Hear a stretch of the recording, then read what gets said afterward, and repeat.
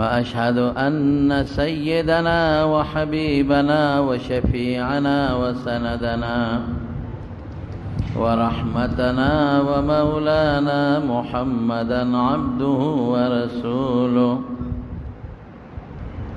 أما بعد فأعوذ بالله من الشيطان الرجيم. بسم الله الرحمن الرحيم. كتب عليكم الصيام كما كتب على الذين من قبلكم لعلكم تتقون.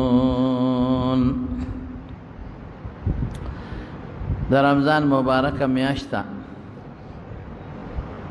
او الله فرمایي چې پتا سما روزه فرض کړی دي، چونکه روزه یو ګران عبادت ته د خپل خواهشاتو سره مقابله ده. نو د انسان په ذهن کې راځي چې واقعي دا خو ډېر ګران کار دی، آسان کار نه دی روزه نیول. دا روزه د خوراک نه به ځان ساتم، د څښاک نه به ځان ساتم، او د نورو خواهشاتو نه به هم ځان ساتم. نو چې کله پریز شي نو انسان ته ګران شي. هسې به انسان ته یو شی پروت وي، زړه به ورته نه کېږي، خو که تا ورته ووایي چې دا به نه خورئ نو بیا ورته شوق پیدا کېږي. دا د انسان فطرت دی. که ته ورته وایې یو شي له باړه ګوتې هم نه وړي، خو که دې ورته ووایي چې دې له ګوتې مه وروړه، بیا به ورته شوق وي چې دې له ګوتې وړل پکار دی. یو شي ته باړه ګوري هم نه، او که دې ورته ووایي چې دې شي ته مه ګوره، نو بیا ورته شوق وي چې دا به څنګه وي. بعض انسان وي که نه چې ته ورته خبره وکړې نو هغه به ځان سره وساتي، خو که دا دې ورته ووایي چې دا خبره بل چا ته مه کوه، بیا خامخا کوي. دا د انسان فطرت دی. چې دې ووایي چې یو خبره ته کوم خو چاته به نه کوې، بس ټیک ده. زمونږ یو والد صاحب مې خدای پاک وبخي، هغه ته چې بچاوي حکیم صاحب یو خبره ته کوم خو چاته به نه کوې، مه کوه، خامخا به یې کوم. په ما قیدونه مه لګوه چې چاته به نه کوې. زه قید مید په خبرو کې نه منم. که دا دې خوښوي چې ځان سره محفوظ وساتم، دا نه کېږي. خبره خامخا سړي د خولې نه بچو ته وځي، ښځې ته وځي، هغه خورېږي، دیوالونه ملوي. نو دا قید به په ما نه لګوي چې چاته مه وایې، خامخا وایې، مو راته وایې خبره وکړه نه کوې. عجیب انسانو. نو انسانی فطرت دا دی چې وایي خوراک مه کوه، اوبه مه څښه، او د خواهشاتو نه ځان مه ساته، د ورته شوق پیدا شي نو ګران شي. نو چې هر کله ګران شو نو الله څه وایي؟ الله وایي کما کتب علی الذین من قبلکم. هلکه دا څه نوی عبادت نه دی، دا ستاسو نه مخکې په ټولو امتونو باندې لازم.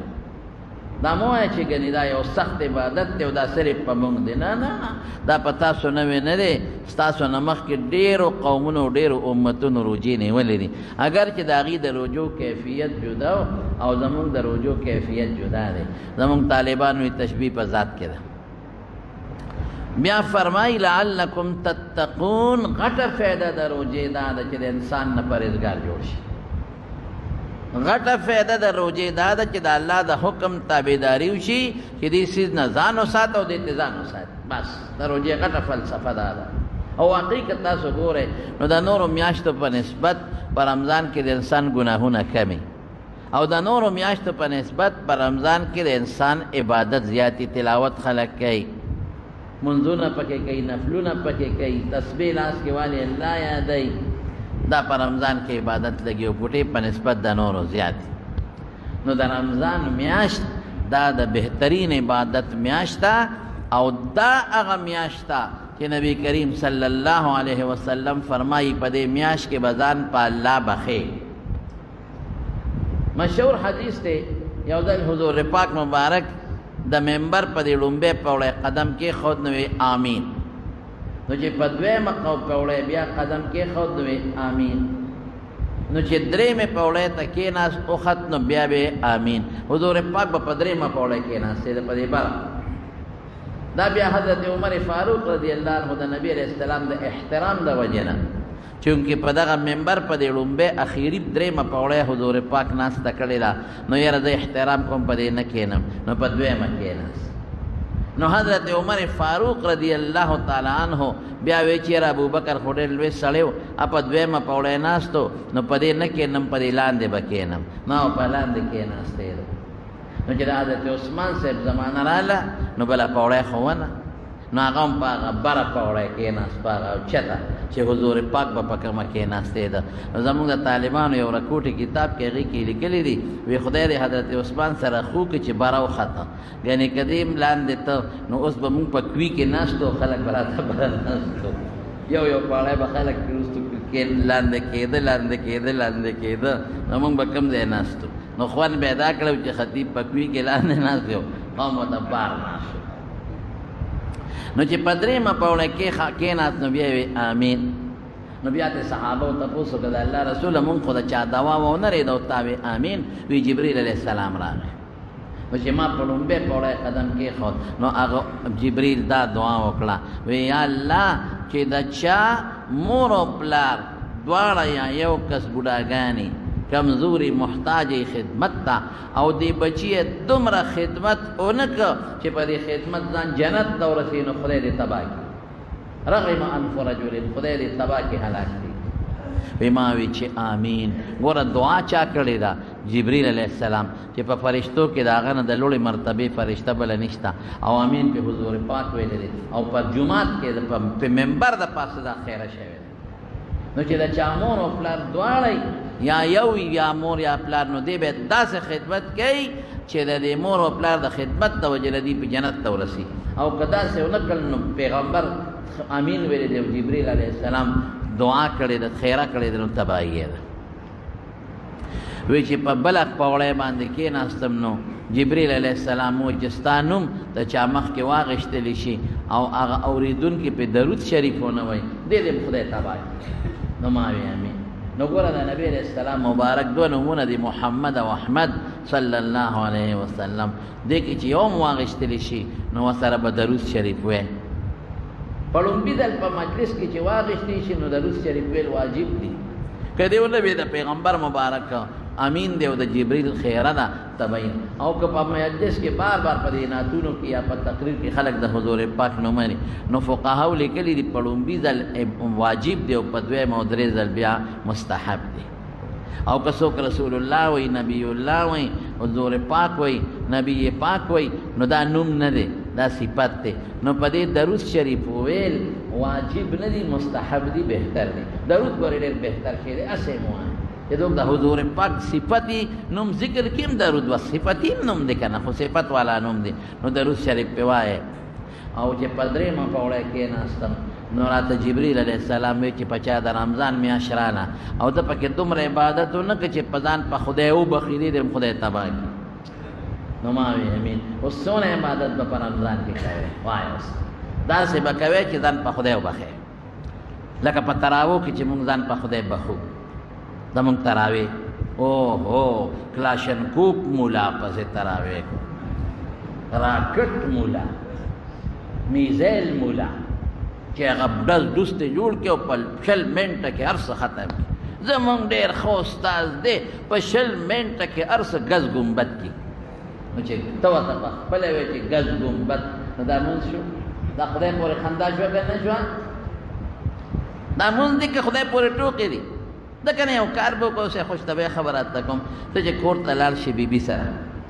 خپله بیبي دی د خپل کور کې خلک هر څه کوي او ته چې ښځې له لاړ شي او په یو منډه ورشي ودرېږي او ته یې ښه د شا په کټ سپ او دغه وکړو ده وکړو سمسی وکړ ټوپ ټانکې وکړې او بیا نو ممکن ده چې هغه به سمسی اوچته کړي او په دا مازدیګر به دې وایي چې روغې که لیونې سمه خبره خو که نه دې په هغه سمسی پېښ شوم او نه دې په ټیپرو پېښ شوم او نه دې په ښوروا پېښ شوم او نه دې په الوګانو دا څه دې وایي لیونې که روغې وایي به راته که به نه وایي نو خدای سره دا کار ولې کوي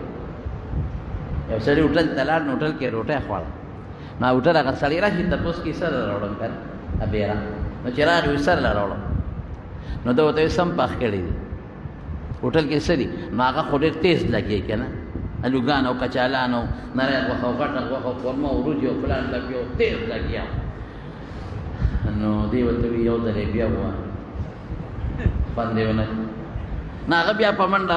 هغه ګردان وکړه نری غوښه غوټه غوښه لوګان او قورمه پلان وایي څه پکې راوړم وایي ورور ته یو ځل بیا ووایه نو هغه بیا ووایي هر ورې ووایه که نه ما خو درته نومونه واخېست څه دله راوړم وایي لږ په قلار یې ووایه چې یو خو پکې راونیسو که نه تا خو دومره په غر ووایي چې مونږ پکې یو راونیو نو مونږ لږ په قلار وکړه چې فرشته یو ټکي خو پکې ونیسي خدای له خو یو شي که دا مونږ څه مونځ دی خدای پورې خندا پرون ماته یو ملګري ټلیفون وکړ وایي زمونږ امام صاحب دا ټلیفوني خبره کړه وایي زمونږ امام صاحب چې مونځ کوي نو سبحانک اللهم وبحمدک دا ورپسې مونږ نشو رسولی او نه یې وایي یا یې نه وایي بس الله اکبر او هغې سره الحمد شروع کړي مونځ کېږي که نه کېږي ما یو کېږي مونځ خو کېږي سبحانک اللهم سنت ته بلکې امام مالک صاحب قایل هم دی زه ټیک شو سنت ته که دې نه وي صرف الحمد نه دې مونځ شروع کړه نو هم دې مونځ وشو ټیک شو او اخري کې اللهم صل مونږ نشو ویلی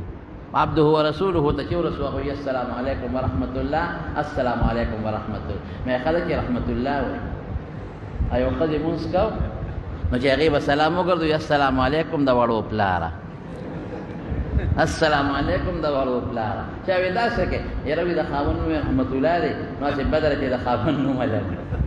مې ښځه چې دا رحمت الله وایي ورسره نو دا مونځ کېږي دا نه چې مونځ نه کېږي لیکن مونځ خو شو ټیک شوه سنت پاتې شو لیکن هغه مونځ چې د خدای صفت او ثنا پکې پاتې شي سبحانک اللهم الله ته ډېر لوی پاکې تعالی پاکي ده وبحمدک خدای تعالی ډېر لوی ثنا ده لازمي معنا کوم لغوي نه کوم وتبارک اسمک ستا نوم ډېر لوی د برکت دی وتعالی جدک ستا شان ډېر لوی دی ولا اله غیرک خدای ستا نه بغیر بل معبود نشته څونه ښکلې معنی ده نو دا د خدای تعظیم پاتې یو ثنا پاتې شوه ولې یو خو مونځ کېدل دي هغه په فرض او په واجباتو دې مونځ وشو لیکن د سنتو د پیغمبر مبارک د سنتو فایده څه شوه سبحانک اللهم ولې پرېږدې کم وخته څونه ټایم به پې لګي زر مونځ کې چې دا پرېږدم ولې مونځ کېږي په الحمدو وشو مونځ دی لیکن سبحانک اللهم د الله صفت دې پرېښو که قیامت پر ورځ د خدای د مرۍ نه ونیسي چې زما صفت دې ولې پرېښدې زه ټیک ده بدل په بدل پوره در کوم خو نه کوم د باندې رحم زه نه سره احسان نه کوم ځه او بیا درود شریف پکې پرېږدې اللهم صل علی محمد ماشاء الله په پیغمبر مبارک زه خو یم چې اوږد کا پکې درود شریف په قلار ووایه د رمضان میاشته مبارکه میاشته ښه پکې درود شریف په قلار قلار ووایه هو د قیمتي میاشته ګوره ثنا سبحانک اللهم پرېښودو ته ګوره قمقله قیمتي میاشته او په دې کې درود شریف پرېښودو ته ګوره قمقله نو دغه مولا ساده دی ساده دی زر زر مونځ کول دا کوم مونځ چې زر زر وشي او فرشتې الله له یوسي الله ویله په دې مخ فرشتو ته وروالی دا مونځ مې نه لري پکار چې افسر ته لاړ شو هسې یو ستا د پوهې دپاره مثال ویم او په افسر ته دې ونه په ادب ولاړ هغه تر چې خبرې کوې څنګه کوې هغه هوټلوالا په شان چې زر زر کوې که په قلار کې په قلار او په اطمینان او چې هلته افسر له لاړ شي ولاړې چې هغه درته وایي چې څه نو خبرې کوې که هغه راته جواب نه ویلي چې سله راغلی خبرې هم نه کوې او څونه وخت تېری که وخت لږ زیات تېر کړم چې افسر صاحب خوشحاله شي نو جومات نه ولې تښتې د خدای ظالمه او چې سلام وګرځئ بیا ناستې ګپ شپ لګئ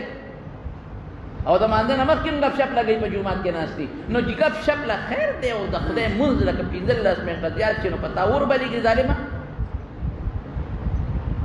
د خدای مونځ دی الله سره مناجات دی رازداري د مونځ معراج المؤمن ورته ویلی شوی دی د الله سره معراج دی معراج علما او مناجات دی رازداري ده نو په اطمینان مونځ وکړه چې الله خوشحاله چې ته زر مونځ کې او په قلار کې زما په خیال ټول به 15 منټه پر ټول به نو 15 منټه باندې مصطفی کې شیطان ورته زر دننه ګرول شروع کړي چې زر کوه او ګورې که زر نه کوې مقتدیان به کم شي مقتدیان نه کمیږي چې رښتیا راته ویم ټوله غلطي زموږ د امامانو ده مقتدي ولې کوي کوم امام چې اوږد کوي چېرته به ورته مقتدي ونه وایي چې استاد مونځ دی اوږد وکړه او چې ډېر بدبخته بیا مقتدیان هم شته بعضې چې هغې وایي دې جومات کې مونځ اوږد کېږي بل له ځم هلته تراویح زر زر کېږي هلته ځم نو په دې لاره یې ظالمه څونه وخت واخېستې ته چې بل جومات ته ځې خو 15 منټه خو دې په لاره تېر کړل په تلو راتلو کې نو دا 15 منټه خدای له ولې نه ورکړې مونځ له ولې نه ورکړې امامانو دوستانو حضراتو ته هم زما په خبره دې نه خفه کېږي چې مونځ ښه په قلار کوئ په اطمینان دا خدای ته ولاړه ده د رمضان قیمتي میاشت که دا دنه برباد وشو څه به کوئ په قلار ټول مستحبات سنت خو څه کوئ په مستحبات هم پکې عمل وکړئ ښه په اطمینان کوئ کم مقتدي درپسې ودرېږي ودرېږي که نه ودرېږي بل خپل کار دې کوي او مقتدیانو ته ویم ټول چې زما بیان څوک اورې او په کوم ځای کې اورې چې کوم امام زر مونځ کوي وی استاد جي د خدای د عبادت نه ځان مه خلاصوه په قلر کوه د خدای عبادت دی دا مونځ دی دا ټوکې ټکال نه دی خدای پر ټوکې مه کوه مونږ هم غر کې او ځان هم غر کې قومه ونشي قومه ګورې د دریو امامانو په نس فرض ده په قومه کې اندامونه ځای ته رسول په جلسه کې نه قومه کې سمع الله لمن حمده الله اکبر لب خود ایک بختہ ادھر کہ ربنا لک الحمد خود پس مقتدیان ہوئی کیا جلسہ کہ اللہ اکبر سجدے نہ سر پور تک بیا ہوئی اللہ اکبر ملانے کا ظالم بس کہ کہ قوم نے سر ملانے کا انشاءاللہ دا سے طریقے سے تراویح کے ہاں یواش او بل تراویح کا ویک ول دیر لگان تراویح نے کہ خدا کورونا دا وجہ نہ بانا والا جوڑا نہ پیشمنی لا پاسی نہ تراویح کے لا ٹاک یو دا بادشاہ دغه خان او دغه نوکر لټو لټ د کار نو دا لټ نوکر د سړی نه خوښ لټ مزدور هم خوند نه کوي نو هغه شپې ولا دغه ورته وي دا خان دې اجي سینګ بلستان ته وخته نوکر یې بلستان ته وخته نو دوی خو ته خو پلار نه کنه تو زمانه مخکې بلستان ته خطلې صبرو کا دروازه به بندول غواړي بجلی به وجل غواړي ساس کیو نو دی ورته وایي چې الکه ته پاسه وګوره چې باران شته که نشته دې پاساو پسې چل وی او شته وی د بلستان نه پانه سي دی شته وی پیشو راغله په هغې مې لاس راخ کا لمده وه ګوره راسمن ته هغه وی ښه د پاسه را بجلی خو مړه که که دې لا یې پاسو چې بجلی خو مړه که یا استاد جي په بجلی څه کوې خان صاحب وی بس مړه که ما له خوب نه راځي په رڼا کې وی بس سترګې پټې که تیاره به شي که نه چل به راته وښیم که نه ګرې بلستان په سر راخ که به تیاره شو خدای پاک وی خطر بل چل وکړه دا دروازه خو بنده کړه کټ نه پاسه دروازه خو بنده کړه وی دا دوه کاره د لمه وکړل دا درېم پکې توکه کړ دې ته لټ وی لټ لټان به ځان نه جوړو ښه ښکلی عبادت به کوو ښایسته عبادت تراویح وکړې د قرآن شریف تلاوت وکړې د رمضان میاشت د قرآن د نزول میاشت ده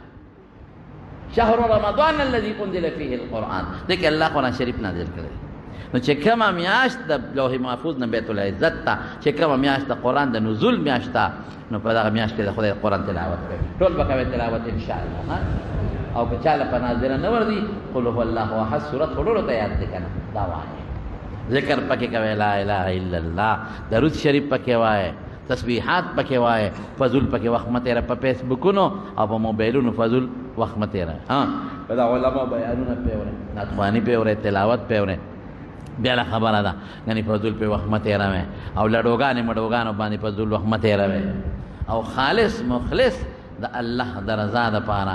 عبادت وکړئ او صلات تسبیح مونځ پکې کوئ انشاءالله راتلونکي جمعه کې به راته زه طریقه برابر کړم خیر تاسو له به درځیم که نه درځي نو مهرباني وکړئ د خپلو امامانو نه د خپلو استادانو نه صلات تسبیح چې زده کړئ زه به یو داسې ووایم لکه د رمضان کې چې یو ځل ته صلات تسبیح وکړې انشاءالله الله به یې دومره اجر درکړي لکه د رمضان نه بغیر چې د اویا کرته صلات تسبیح کړي که خیر انشاءالله نو فایده ډېره زیاته ده او د هغې فایده دا به راته راتلونکي جمعه کې انشاءالله العزیز بیان کړم نو که خیر په رمضان کې تراویح ښکلې وکړئ مزېدارې ښکلې مونځ به کوئ او داسې عبادت وکړئ چې مونږ په ځان په الله وبخو او که داسې عبادت هم ونه کړئ چې مونږ په الله ځان وبخو نو ګوره جبریل علیه السلام خیره کړې ده او رسول الله مبارک په امین ویلې دی تبعی ده ښه اطمینان سره ښکلې عبادت تلاوت ذکر و اذکار درود شریف دا پکې وایئ که خیر انشاءالله الله پاک دې په موږ باندې دا ورځې شپې په خیر باندې تېرې تراویح کې د ښځو جومات سره که چېرته یو انسان په کور کې دننه تراویح کوي په کور کې لکه نن سبا ډېر خلک کوي نو که زنانه شاته صف کې ورسره ودرېږي په جمع بالکل ودرېدی شي، بالکل ودرېدی شي. یا بعضې جوماتونه داسې وي چې هغې کې زنانه هم د ښځو د مانځه پکې شاته ځای وي، خو زموږ جوماتونو کې هغه قصه نی، دلته یې راپسې رانولی کړه چې حاضران. نو هغه جوماتونو کې مستقل په دې ښاریو کې ځای په دی زنانه او شاته صفونه نو هغې کې ودرېږي خیر نو کولی شي.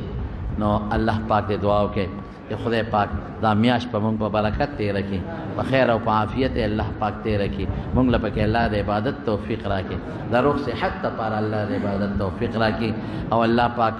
دا دعا وکړي چې یا الله زمونږ جماعتونه واپس کولاو کې، الله زمونږ حرمین کولاو کې، الله زمونږ تراویح او زمونږ ختمونه او زمونږ عبادتونه کولاو کې. او الله په کومو غریبانانو چې دکانونه بندي، کاروبارونه بندي، بالخصوص بار ملکونو کې چې کومه جزانان پراته دي، ډېر په تکلیف کې دي، بار ملکونو کې ډېر په تکلیف کې دي، په خپلو کوټو کې پراته دي، مزدوري نشته او دقسې غریبانان پراته دي. دغه خپل مسافر ورونو ته دعا وکړئ چې الله پاکې مل شي، الله مدد وکړي او الله تعالی د دغه پریشانونه وساتي او دا بیماری کورونا د خدای پاک ختمه کړي. خدای دې زمونږ د ملک او زمونږ د مسلمان حفاظت وکړي. او بیا زمونږ په دې محله کې سبا دې کسان پته نه لګي، خدای ته پته ده، خو د حکومت پکې څه پابندۍ مابندۍ ځای په ځای لګولي چې بعضې کسانو کې دي، ما ته خو پته نشته. خو دعا وکړئ که زمونږ محله کې وي، بل ځای وي، بل ځای وي، چا کې چې وي، نو الله دې ولروغ صحتونه ورکړي، الله دې شفا وکړي. او ما خو تاسو ته مخکې مې خپل احتیاطي تدابیر کوئ، ها الله دې احتیاطي دا زمونږ د محله کې زمونږ د سبحان الله ورور والده صاحب وفات شوي و پرون، خدای ولا ډېره قیمتي میاشت ورکړې ده، ډېره قیمتي.